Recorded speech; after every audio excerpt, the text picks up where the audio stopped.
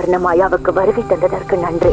High viewers, welcome back to our channel. So நம்ம இன்னைக்கு பார்க்க போகிறது தெலுங்கு படத்தோடைய ஒரு டப்பிங் தாங்க. இந்த படத்தோட பேர் வந்து பார்த்தீங்கன்னா கிஷ்கிந்தா பொரை.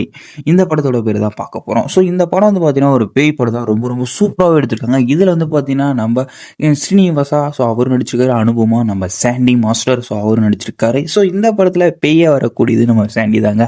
அவரோட பர்ஃபார்மன்ஸ் இதில் அல்டிமேட்டுங்க. ரொம்ப ரொம்ப அழகாகவே நடிச்சிருக்காரு. அது ஒரு ஹேண்டிகேப் மாதிரி தான் இருப்பார். ஸோ இருந்தாலும் பயங்கரமாக பேயா நடிச்சிருக்காருன்னு தான் சொல்லிக்கணும். ஸோ ஃபர்ஸ்ட் படம் எந்த மாதிரி கதையில கொண்டு வந்திருக்காங்கன்னா, இந்த மக்கள் எல்லாருமே பேயை பார்த்து ரொம்ப பயப்படுவாங்க இல்லையா? ஸோ அதெல்லாம் இல்லை, யாரும் பயப்படக்கூடாதுன்னு சொல்லிட்டு பேயை ரிசர்ச் பண்ற விதமா நம்ம அனுபவமாகவும் ஸ்ரீனிவாசாவும் போயிருக்காங்க. அதாவது எப்பயுமே வந்து பார்த்தீங்கன்னா அந்த மாதிரி ரிசர்ச்சுக்கு போகும்போது ஒரு 10 பேர் 5 பேர் சேர்ந்து தான் போவாங்க. அப்படி இது போயிட்டு இருக்கப்போ வந்து பார்த்தீங்கன்னா இவங்களே வந்து நிறைய செட்டப்லாம் டூப்ளிகேட் ரெடி பண்ணி வச்சிருப்பாங்க.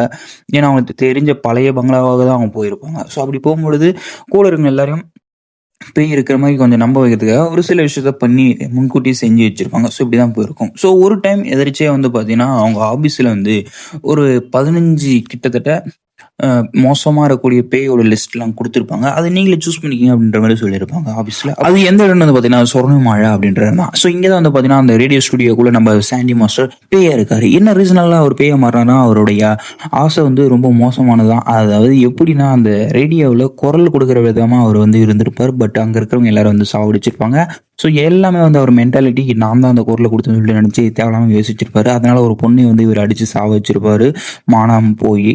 ஸோ அதனால் அங்கே இருக்கிறவங்க எல்லாரும் வந்து இவருக்கு தூங்க விடாமல் ஒரு வாரம் ஒரு ரூம்குள்ளே ஒரு இதுமாரி சொல்லலாம் ஆக்சிஜன் மாதிரி. ஸோ அந்த மாதிரி வந்து கொடுத்து சாவடிச்சிருப்பாங்க. ஸோ அதனால் அந்த ஸ்டூடியோ ஃபுல்லாக ஒரு பேயாக மாறிட்டார். ஸோ அதனால் வந்து பார்த்தீங்கன்னா அந்த ஸ்டூடியோக்குள்ளே யார் போனாலும் எல்லாருமே கொண்டுடுரு. அந்த விதமாக தான் நம்ம அனுபவமாகவும் சரி ஸ்ரீனிவாசா இவங்க எல்லாருமே கொள்றதுக்காக பை வாங்கிட்டு இருப்பாங்க.